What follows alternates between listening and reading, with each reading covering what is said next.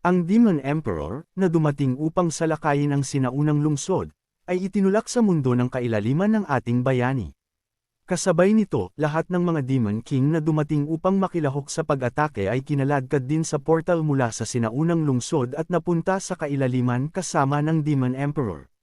Nakaupo ang Demon Emperor sa kanyang trono, dahan-dahan siyang nagpapagaling. Naruroon din ang lahat ng mga Demon King, nakatayo ng tahimik at kalmado.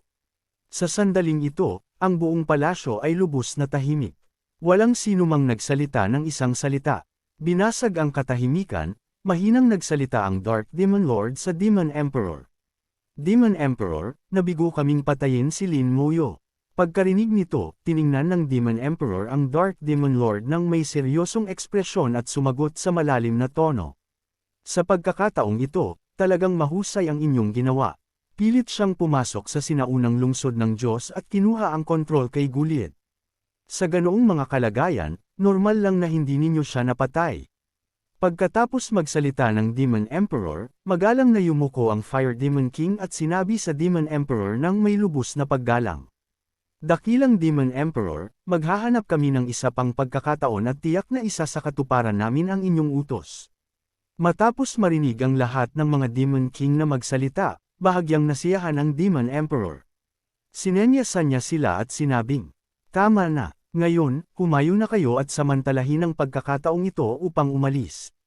Sa sandaling narinig ito ng mga Demon King, bawat isa sa kanila ay lumuhad ng may paggalang, idiniin ang kanilang mga ulo sa lupa, at pagkatapos ay nagsimulang mag-teleport palayo ng paisa-isa. Nakaupo sa kanyang trono, mahinang ngumiti ang Demon Emperor at nag-isip-isip. Ang kidlat na pamatay Diyos ni Gul-ida. Nasa antas 53 pa lang siya. Sa anong batayan niya magagamit ang kidlat na pamatay Diyos? Baka naman nakuha niya ang Thunder God. Pagkatapos nito, lumipat ang kwento sa ating bayani. Sa sandaling ito, nakatayo si Feng sa harap niya. Nakangiti, sinabi ni Feng sa ating bayani. General Lin, manatili ka sa sinaunang lungsod sa susunod na ilang araw.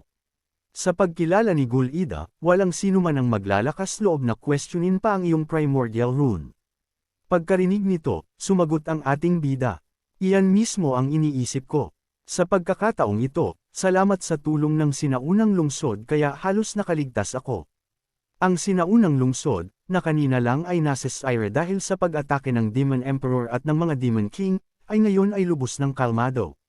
Bumalik na sa normal ang lahat. Sumunod sa mga salita ni Feng, nanatili ang ating bayani sa sinaunang lungsod, at sa panahong ito, natapos din ang kanyang 10 araw na panahon ng pagsubok. Sa sandaling natapos ang 10 araw, isang malakas na pulang enerhiya ang sumambulat mula sa loob niya. Ang enerhiyang ito ay umakyat ng diretsyo sa langit. Habang ang malakas na enerhiya na ito ay umaakyat mula sa ating bida, isang system notification ang lumitaw sa harap niya. Na nagpapalam sa kanya na nagkamit siya ng isang bagong kasanayan mula sa sinaunang rune. Ang kasanayan ay tinawag na Power Concentration Focus. Pagtitipon ng lakas. Ang kasanayang ito ay tinitipon ng buong kapangyarihan ng isang napiling summoned creature. Minamana ang lahat ng kasanayan ng nilalang na iyon, at isinasama ang isang bahagi ng mga attributes ng nilalang sa gumagamit. Ang tagal ng kasanayang ito ay 5 minuto. At ang cooldown nito ay 60 minuto. Sa sandaling nakita ng ating bida ang kasanayang ito, labis siyang naguluhan at bumulong sa sarili. Ang kakayahang manahin ang mga kasanayan ng isang ipinatawag na nilalang at isama ang mga katangian nito.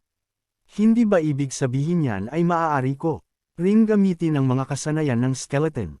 Kaagad pagkatapos, inaktibo niya ang skeleton wing, nagmadaling lumabas ng kanyang silid sa buong bilis, at sinabi habang sumusulong.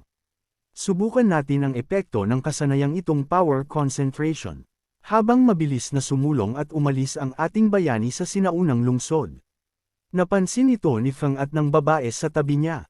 Nagulat na sinabi ng babae. Umalis ng lungsod si General Lin.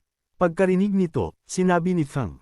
Tila natapos na ang fusion ng sinaunang rune ni General Lin. Pagkatapos, tumawa ng mahina, nagpatuloy siya. Ang magkaroon ng 2 sinaunang rune sa ganoong murang edad, sa lahi ng tao. Natatakot ako na si General Lin lamang ang makakagawa ng ganito. Ang ating bida ay, Nakalayo na ng kaunti matapos umalis sa sinaunang lungsod nang bigla siyang makakita ng mga halimaw sa unahan. Nang makita ang mga ito, huminto siya at sinabi sa sarili na ang lugar na ito ay perpekto. Tumingin sa mga halimaw sa ibaba, bumaba siya at lumapag sa lupa. Sa sandaling dumampi ang kanyang mga paa sa lupa, kaagad niyang ipinatawag ang kanyang mga skeleton soldiers at sumigaw. Sumulong, mga kawal ko. Pagkatapos ay itinaas niya ang kanyang kamay at inaktibo ang kanyang primal rune skill.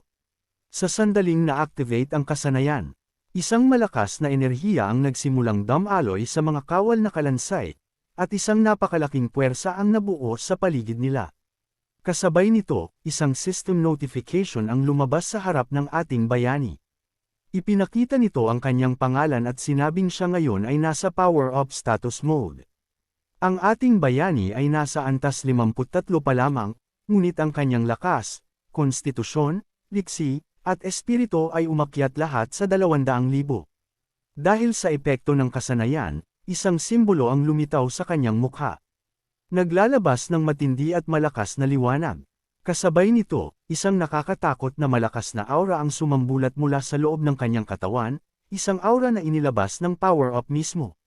Naramdaman ang napakalaking kapangyarihan na ito, lubos na nagulat ang ating bayani at bumulong sa sarili ng hindi makapaniwala. Kaya ito ang estado ng power concentration. Nararamdaman ko ang isang napakalaking puwersa na pumupuno sa aking katawan. Ang aking mga katangian ay mas mataas pa kaysa sa isang world boss sa parehong antas. Habang siya ay bumubulong sa sarili, lumitaw ang Roaring Beast King, isang halimaw na world-class boss. Ang lakas nito ay 400,000. Ang konstitusyon nito ay 350,000. Ang liksi nito ay 550,000. Ang espiritu nito ay 350,000. At mayroon itong isang malakas na kasanayan na tinatawag na Furious Roar. Sa sandaling nakita nito ang ating bayani, sumugod ito sa kanya sa buong bilis upang umatake.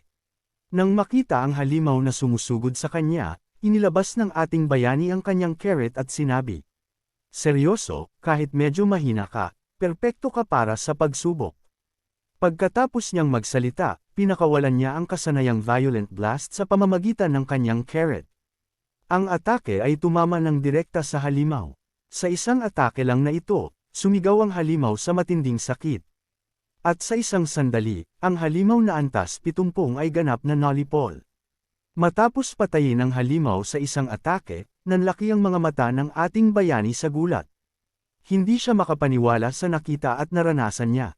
Sumigaw siya, "Napakalakas! Hindi ko inakala na sa estado ng power concentration. Kaya kung instant kill ang isang level 70 Beast King.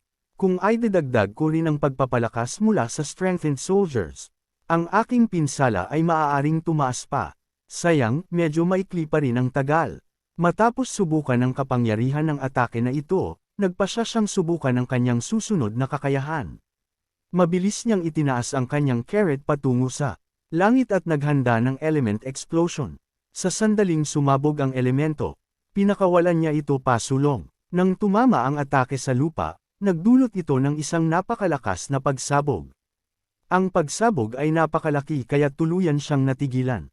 Halos hindi siya makapaniwala sa kanyang sariling mga mata. Next, naghanda siyang subukan ng isa pang atake. Mabilis niyang inilabas ang kanyang pana at inaktibo ang Soul Lock. Sa Soul Lock, tiniyak ang garantisadong pagtama. Sa sandaling nakalock siya sa halimaw, punyanan niya. Habang sumasabay ang pana, mabilis itong sumugod patungo sa halimaw, na may marahas na alon ng kidlat na umaaligid sa paligid nito. Nang tumama ang pana, agad na nasira ang halimaw. Nang makita ito, ngumiti ang ating bayani at sinabing, "Anong nakakatakot na kapangyarihan? Kaya pala ganito ang karaniwang pakikipaglaban ng aking mga kawal." Habang sinasabi ito, may biglang pumasok sa kanyang isip. Sa pag-iisip nito, siya ay parehong naguluhan at nagulat, at nagpatuloy sa pagsasalita. "Teka, hindi ba ibig sabihin yan ay maaari ko ring manahin ang mga kasanayan ng Lich General? Kung ganoon, maaari kong alisin ang nakakagulong corpse poison na iyon." Mabilis niyang inaktibo ang skeleton wing, naghahandang umalis sa buong bilis. Habang umaalis, patuloy siyang bumubulong sa sarili habang nagmamadaling lumipad palayo. Baka posible nga talaga, Ang kasanayang power concentration na ito ay maaaring higit pa sa kaya kung isipin sa kasalukuyan.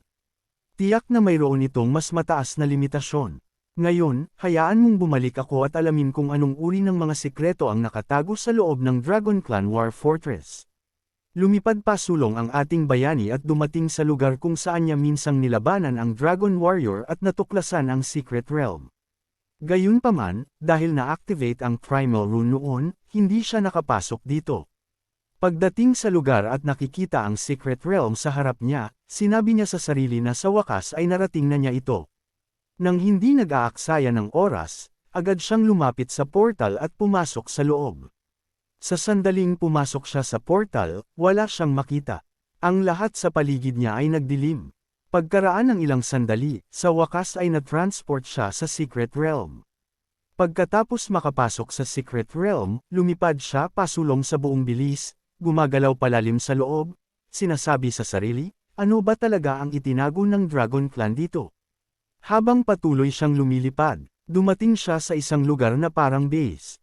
Isang gusali ang nakatayo doon, at ilang maliliit na energy crystals ang nakabaon sa paligid nito, na nagbibigay ng kapangyarihan sa base. Pagkatapos makita ang lugar na ito, sinabi ng ating bayani, ito ba ang military base ng Dragon Clan? Dapat akong bumaba at maghanap. Lumapag siya sa lupa ng may maikling distansya mula sa base. Ngunit sa sandaling dumampi ang kanyang mga paa sa lupa, naramdaman niya ito. Isang malakas na puwersa ang dumagan sa kanya. Ang puwersa na ito ay napakalaki kaya't sinimulan nitong pilitin siyang pumunta sa mismong lupa. Nang makita ito, hindi maiwasang makaramdam ng gulat ang ating bayani. Dito nagtatapos ang kabanatang ito. Siguraduhin na i-rate ang kabanatang ito out of 10 sa mga komento sa ibaba. Magkita-kita tayo sa susunod na video hanggang sa susunod, mag-ingat at paalam.